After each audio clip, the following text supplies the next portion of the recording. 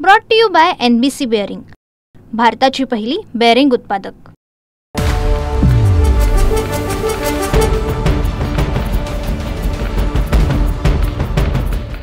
शहापूर तालुक्यातील तानसा धरण आहे आणि मी सध्या तानसा धरणामध्ये आहे। आपण जर बघितलं या तानसा धरणामधून मुंबई शहरात हा पाणी पुरवठा केला जातो, कारण की जो पाणी साठा आहे ह्या ठिकाणी जमा केला जातो। अनेक नद्यातून जे पाणी आहे ते ह्या ठिकाणी साठा केल्यानंतर मुंबई शहरात हा पाणी पुरवठा जातो आणि भांडूपच्या जलशुद्धीकरण केंद्रात हा पाणी साठा गेल्यानंतर त्या ठिकाणी जलशुद्धीकरण करून नंतर मुंबईसाठी हा पाणी पुरवठा पुढे नेला जातो।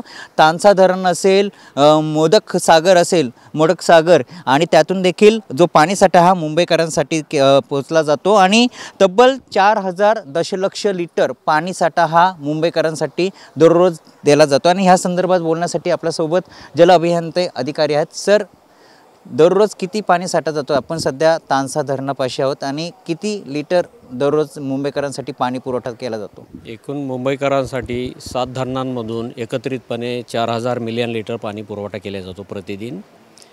तानसा धरणामधनं साधारणतः 500 मिलियन लिटर पर डे त्यापैकी पाणी पुरवठा केला जातो।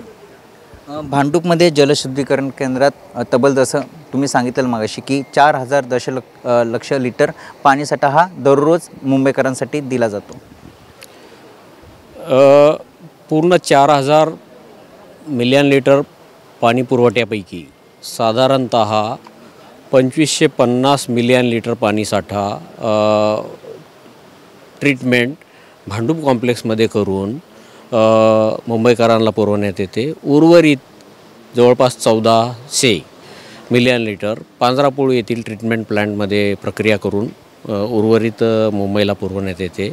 या व्यतिरिक्त 2 छोटे प्लांट्स आहेत, तुलसी आणि विहार। तुलसीमध्ये 18 MLD आणि विहारमध्ये जवळपास 90 MLD पाण्यावर प्रक्रिया केली जाते आणि मुंबईला पुरवठा करण्यात येतो। आपण जर बघितलं अनेक भागांमध्ये देखील पाणी पुरवठा म्हणजे पाणी कपात होते की पाण्यापासून वंचित आहे। मुंबईमध्ये मोठं लोकसंख्या ही वाढत चाललेत, धरणं देखील ओव्हरफ्लो झालेत, तर अशा ठिकाणी काय उपाययोजना आपण करणार आहोत? बघा, आजच्या घडीला मुंबईचा कोणताही भाग पाण्यापासून वंचित नाही आहे।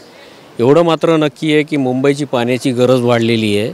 साधारणतः 4600 मिलियन लिटरची गरज आहे। पण आजच्या घडीला जो काही आपल्याकडे स्रोत आहेत पाण्याचे 7 धरणं आहेत, 5 मुंबई महापालिकेच्या मालकीचे आणि 2 अप्पर वैतरणा आणि भातसा राज्य शासनाचे। यामध्ये जो पाणीसाठा जमा होतो, जेव्हा सर्व धरणं पूर्ण क्षमतेने भरतात तेव्हा साधारणतः 14,47,000 मिलियन लिटर पाणीसाठा निर्माण होतो। आजच्या घडीला 99.70% धरणं भरलेली आहेत, तेवढा पाणीसाठा जमा झालेला आहे। याचं नियोजन केलं जातं आणि पर डे साधारणतः 4000 मिलियन लिटर पाणी आपण सद्यस्थितीत मुंबईला पुरवू शकतो।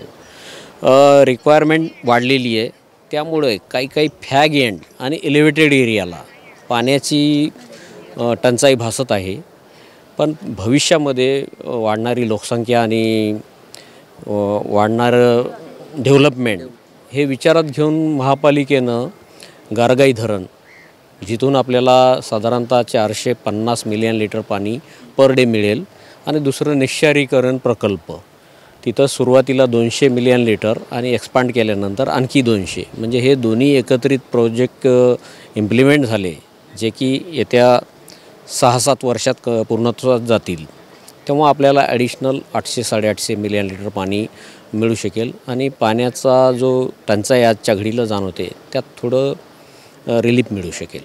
आपण जर बघितलं अनेक भागांमध्ये जसं वाहिनी ज्या असतात त्या अचानकपणे फुटली जातात, दुरुस्तीसाठी अनेक अडचणी येतात। नेमका अडचणी काय येतात आणि मग त्या कशा प्रकारच्या आपण दुरुस्ती करतात? बघा, मुंबईचं पूर्ण नेटवर्क प्रायमरी नेटवर्क म्हणतात, डॅमपासनं ट्रीटमेंट प्लांटपर्यंत म्हणजे भांडूप कॉम्प्लेक्स किंवा पांजरापोळपर्यंत हे साधारणतः 450 किलोमीटरचं आहे, ज्यामध्ये 3 मीटर डायाच्या मोठ्या ट्रंक मेन आहेत। आत्ता आपण मोडक सागरवरून तानसेला येताना पाहिलेले आहेत तुम्ही लाईन, अशा ट्रंक मेन्स आहेत। हे प्रायमरी नेटवर्क आहे। याचबरोबर एक टनेल आहे गुंदवली ते भांडूप कॉम्प्लेक्स, 5.5 मीटर डाया आणि जवळपास 100 मीटर बिलो ग्राउंड लेवल, हे कन्व्हेन्ससाठी वापरले जातात। हे 450 किलोमीटर आहे। ट्रीटमेंट प्लांटपासून ट्रीट केलेलं पाणी आपण मुंबईतले वेगवेगळे जे सर्व्हिस रिझर्वायर आहेत, मलबार असेल, भंडारवाडा असेल, मालाड असेल, बोरिवली असेल, भांडूप असेल, ट्रॉम्बे, वरळी असे 27 रिझर्वायर आहेत. त्याच्यात जो पाणी पोचवतो ते सेकंडरी नेटवर्क हे पण साधारणतः 400-450 किलोमीटर आहे.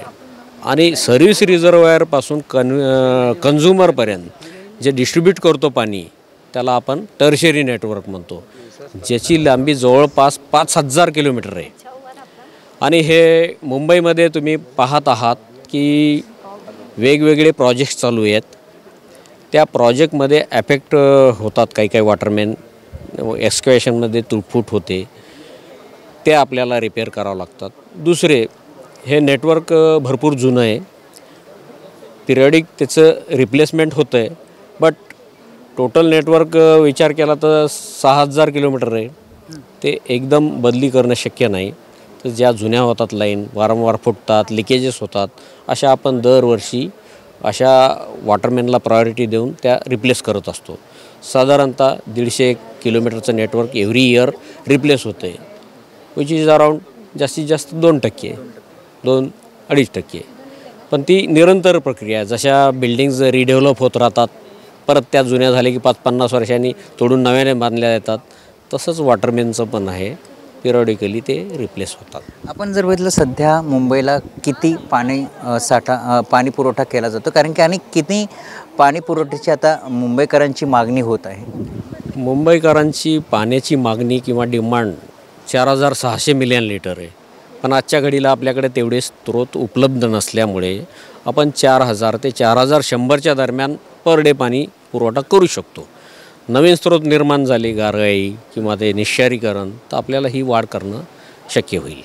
एक शेवटचा प्रश्न, ही धरणाची जी प्रक्रिया, जसं अनेक नद्या आहेत त्यांचा जो पाणी साठा असतो तो ह्या धरणामध्ये जमा केला जातो आणि त्यानंतर पुढे ही प्रक्रिया पुढे नेली जाते आणि त्यानंतर मग भांडूपमध्ये तो जलशुद्धीकरण केल्यानंतर तो मुंबईकरांसाठी पिण्यासाठी तो पाण्याचा उपयोग केला जातो. बेसिकली 2 सिस्टीम आहेत आपल्या, वैतरणा सिस्टीम आणि भातसा सिस्टीम. वैतरणा सिस्टीममध्ये अप्पर वैतरणा धरण आहे. वैतरणा नदीवर ही धरणं येतं. अप्पर वैतरणा आहे, त्याच्या डाऊनस्ट्रीमला मिडल वैतरणा आहे, त्याच्या खाली मोडक सागर आहे. हे वैतरणा रिव्हरवर 3 धरणं आहेत. तानसा वेगळी नदी आहे, त्या नदीवर हे तानसा धरण आहे. हे ब्रिटिशकालीन आहे आणि ओल्डेस्ट आहे. इकडलं 1892ला वगैरे बांधलेलं आहे. आज 130 वर्षे होऊन गेलेत. हे धरण मध्यंतरी याला स्ट्रेंथनिंग करण्यात आलेलं आहे, पण अजूनही इंटॅक्ट आहे आणि साधारणतः पर डे 500 मिलियन लिटर पाणी इथून मुंबईकरांना पर डे सप्लाय होतो. नक्कीच धन्यवाद तुम्ही आमच्याशी बोलल्याबद्दल. आपण जर बघितलं हे जे तानसा धरण आहे आणि मुंबईसाठी ह्या ठिकाणी जो पाणीसाठा आहे तो पुरवला जातो. 5 धरणं आहेत जे मुंबई महापालिकेकडे आणि ह्या 5ही धरणांपैकी जे मोडक सागर असेल आणि तानसा असेल ह्या ठिकाणाहून जो पाणीसाठा आहे हा भांडूपकडे नेला जातो आणि भांडूपमध्ये हे पाण्याचा जो साठा आहे तो जलशुद्धीकरण होतं आणि त्यानंतर पिण्यासाठी हे मुंबईकरांसाठी जे पाणी आहे ते पुढे नेलं जातं. मात्र आपण जर बघितलं मुंबईकरांची जी पाण्याची भाग आहे ती आता दिवसांदिवसात वाढत चालत, कारण की मुंबईची लोकसंख्या ही झपाट्याने वाढत आहे, त्यामुळे अनेक पाणी टंचाई समोर येत आहे. मात्र या वर्षाची सर्व धरण ओव्हरफ्लो झाले, त्यामुळे या वर्षाची जी पाण्याची टंचाई होती किंवा पाण्याची जी चिंता होती ती अखेर मिटलेली आहे. कॅमेरामॅन अमित शिकवणसह मयूरज Jadhav, TV9 Marathi, Shahapur. Brought to you by NBC bearing, भारताची पहिली बेअरिंग उत्पादक.